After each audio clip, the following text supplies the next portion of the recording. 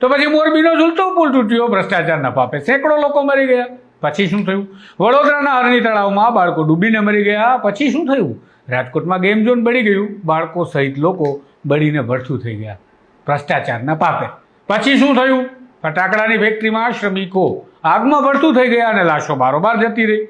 પછી શું થયું? ગંભીરા બ્રિજ તૂટી ગયો, રસ્તા પર જતા લોકો વાહન સાથે નદીમાં ડૂબી મર્યા. બોલો, આ વાત થઈ ભ્રષ્ટાચાર કરી જીવતા જીવને મારી નાખવાની આઝાદી.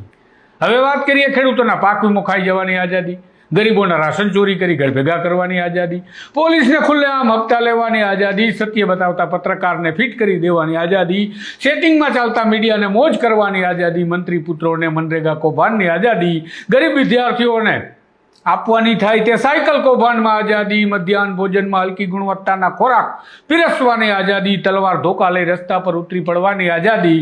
પણ તમે હવે સમજો કે ખરેખર આઝાદી આ બધી છે કોના માટે?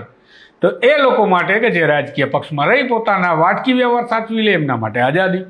જે લોકો ગરીબ છે, જે લોકો ખરેખર વંચિત છે, રોજનું કરી રોજનું ખાય છે, જેની ગણતરી માત્ર મતદાર યાદીમાં થાય છે, એવા ગરીબ વર્ગ માટે આઝાદી નથી. એ દીકરી જે રાત્રે ડરીને બહાર નીકળે છે, માતા પિતા જેને શાળાની ફી ભરવા માટે પોતાના પેટ